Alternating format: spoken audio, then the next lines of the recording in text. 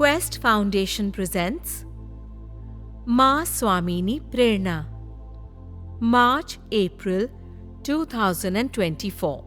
The theme of the magazine is Kindness, Love, Compassion. વિશ્વ વાત્સલ્ય અને વિશ્વ મૈત્રીનો મૂલાધાર. લેખક ગુણવંતભાઈ બરવાડિયા. મૈત્રી, પ્રેમ અને અનુકંપા આ ત્રણેય શબ્દો એકબીજાના પર્યાય સમા ગણીએ તો સૌજન્યશીલતા, સ્નેહ અને અનુકંપા એમ ત્રણેયમાંથી નીકળતા પાવન ઝરણામાંથી એક નિર્મળ જીવન સરિતાનું સર્જન થાય. આ ત્રણેયમાંથી સર્જાતો ક્ષમાનો લઘુત્તમ સાધારણ અવયવ જીવનમાં કાંચનમણી યોગનું સર્જન કરે. બાળપણમાં સાથે રમનાર કે ભણનાર જોત જોતામાં મિત્ર બની જતા હોય છે. એ તબક્કે મિત્રોની અધિક જરૂર હોય છે. કોલેજનું મિત્ર વર્તુળ અલગ હોય, પણ શાળા કે કોલેજ કાળના મિત્રોની દોસ્તી ખૂબ જ લાંબો સમય ટકી જતી હોય છે. આવી મૈત્રી ક્યારેક ધંધાકીય ભાગીદારી અને કૌટુંબિક સંબંધોમાં પણ પરિણમી જતી હોય છે. મૈત્રી જીવનને સભર બનાવી દે છે. અહંકાર મિત્રતાનો દુશ્મન છે. અહંકારીને મિત્રો ના હોય એ એક દંડિયા મહેલનો નિવાસી બની જાય. ગાંધીજી કહેતા કે સાચી મૈત્રીમાં એની કુટેવો કે કુછંદોમાંથી બહાર લાવવાની કોશિશ થવી જોઈએ. ખોટા અધર્મ માર્ગે જતા રોકવામાં મૈત્રીનું બલિદાન દેવા માટે તૈયાર રહેવું જોઈએ.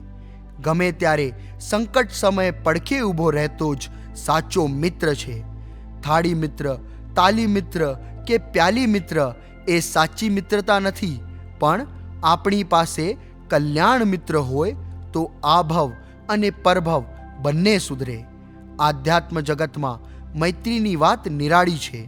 સત્પુરુષો અને સંતોની મૈત્રી પરહિત ચિંતામાં પરિણમતી હોય છે. જીનાગમ આવશ્યક સૂત્ર કહે છે કે મારે જગતના સર્વ જીવો સાથે મૈત્રી છે, વેરભાવ નથી. મિત્તી મેં સવ્વે ભૂએસુ વેરમ જમન કેણઈ. સજ્જનો, વૈષ્ણવજન કે શ્રાવકોના હૃદયમાં એ જ ભાવના કહે છે કે મૈત્રી ભાવનું પવિત્ર ઝરણું મુજ હૈયાથી વયા કરે. શુભ થાઓ આ સકલ વિશ્વનું, એવી ભાવના નિત્ય રહે. શ્રી ચિત્રભાનુની આ કાવ્ય પંક્તિ મૈત્રી ભાવની દ્યોતક છે. મૈત્રી ભાવ એ અનુભૂતિનો વિષય છે. એક વ્યક્તિ કે જેણે પ્રેમ વિશે ગ્રંથ લખ્યો છે, પ્રણય કાવ્યો લખ્યા છે, એ વ્યક્તિ પ્રેમ વિશે કલાકો સુધી પ્રવચન કરી શકે છે, પણ એણે જીવનમાં કોઈને પ્રેમ કર્યો નથી. અને એક વ્યક્તિ જેણે આવું કાંઈ કર્યું નથી, પરંતુ એણે એની પ્રેયસીને સાચા હૃદયથી પ્રેમ કર્યો છે અને તેના વિરહમાં તેણે આંસુ સાર્યા છે, એ પેલા લેખક, કવિ કે વક્તાથી ઉપર છે. તે સાચો પ્રેમી છે, કારણ કે તેને પ્રેમની અનુભૂતિ થાય છે. આ પ્રેમ અને અનમોલ અને અદ્વિતીય અહેસાસ છે. પ્રેમમાં ઉભય પક્ષે સંપૂર્ણ વિશ્વાસ હોય. અવિશ્વાસ કે શંકાનું એક ટીપું વિપબિંદુ સમાન છે. પ્રેમમાં વાસના હોય છે એવું નથી. માનવ સહેજ આવેગો અને તેના શમન માટેના પ્રયત્નોને આપણે વાસના રૂપે જોઈએ છીએ, પરંતુ અહીં નીતિ, વિવેક, સમર્પણ ભાવ અને સંયમ હોય એ પાવન સહચર્ય બની જાય છે. ગુરુ સાથે શિષ્યને અતૂટ પ્રેમ સંબંધ હોય છે. સાચા સદગુરુને મેળવવાની ઝંખનાથી શિષ્યના હૃદયમાં ગાન પ્રગટે છે. હે ગુરુવર, તને હું ઝંખું છું પ્રખર સહારાની તરસથી. ગુરુ માટેનો તલસાટ ગુરુ પ્રત્યેના પ્રેમની ચરમસીમા છે. આનંદગંજીનો પ્રભુ પ્રત્યેનો પ્રેમ ઋષભ જિનેશ્વર પ્રીતમ મારો ઓર ન ચાહું કંથરે કાવ્યમાં પ્રગટ થાય છે. પ્રેમાનંદ, નરસિંહ અને મીરાનો પ્રભુ પ્રત્યેનો પ્રેમ અદ્વિતીય છે. પ્રેમમાં પરિણમતી મિત્રતા, માનવી માનવી વચ્ચેનો પ્રેમ અને પશુ અને માનવી વચ્ચેનો, સૃષ્ટિના તમામ જીવો પ્રત્યે પ્રેમ, આમ પ્રેમ સર્વત્ર છે.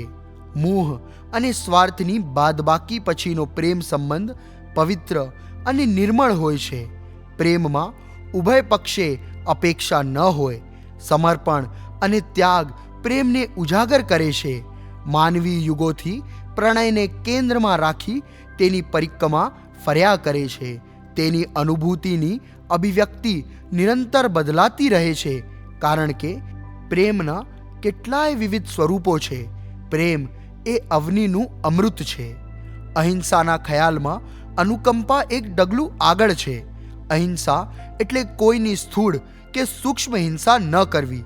તે પણ અનુકંપા એટલે અન્યને દુઃખ ન દેવું કે અન્યનું દુઃખ જોઈને માત્ર વ્યથિત બનવું એ પૂરતું નથી, પરંતુ અન્યનું દુઃખ જોઈને જે દુઃખ અન્યને થયું છે, જે પીડા કે દર્દ ભોગવે છે, માનસિક રીતે એવી પીડાની મને અનુભૂતિ થાય, માત્ર એટલું જ નહીં પણ એ દુઃખ કે પીડા દૂર કરવા હું પ્રયત્નશીલ બનું, તે અનુકંપા છે.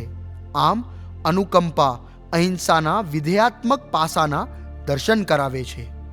સામેના દર્દ અને પીડાવાળી વ્યક્તિ જોઈ એવું નથી વિચારવાનું કે તેના અશાતા વેદનીય કે અંતરાય કર્મના કારણે તે દુઃખ ભોગવે છે, તો તેને તેના કર્મો ભોગવા દો. પરંતુ આપણે તો માત્ર દુઃખ પીડા દૂર કરવાનો પુરુષાર્થ જ કરવાનો. આપણે શુદ્ધ બુદ્ધિથી અનુકંપા ભાવથી પ્રેરાઈને દાન કર્યું છે, તો અયોગ્ય માર્ગે વાપરનારને જ તેનું પાપ લાગે. જ્ઞાતા ધર્મ કથાની આગમની ગાથા 162, 163 અને 164માં ભગવાને મેઘકુમારના હાથીના ભવના જીવન પ્રસંગમાં અનુકંપાની વાતને સુંદર રીતે સમજાવી છે. જંગલમાં દાવાનળ સમયે એક મેદાનમાં તમામ પ્રાણીઓ એકત્ર થયા. મેઘકુમારનો જીવ હાથીના ભવમાં હતો. મેદાન પ્રાણીઓથી ખીચાખીચ ભરેલું હતું. હાથીને પગમાં ખંજવાળ આવવાથી પગ ઊંચો કર્યો, એટલે જે પગની જગ્યા ખાલી થઈ ત્યાં એક સસલું આવીને બેસી ગયું. હાથીએ વિચાર્યું કે જો હું પગ મૂકીશ તો સસલું મૃત્યુ પામશે, જેથી પૂરી રાત પગ ઊંચો લટકાવી રાખે છે અને પગ સૂજી જાય છે અને વેદનાથી હાથી મૃત્યુ પામે છે. ભગવાન કહે છે કે હાથીના હૈયે પ્રાણી અનુકંપા, ભૂત અનુકંપા, જીવ અનુકંપા અને સત્વ અનુકંપા એમ ચારે ભેદે અનુકંપા પ્રગટી, જેથી આ જીવે પોતાની ભવ પરંપરા પરામિત કરી લીધી અને મનુષ્યનું જીવનું આયુષ્ય બાંધી લીધું. સંવેદનશીલ વ્યક્તિમાં જ અનુકંપા પ્રાગટ્ય થાય.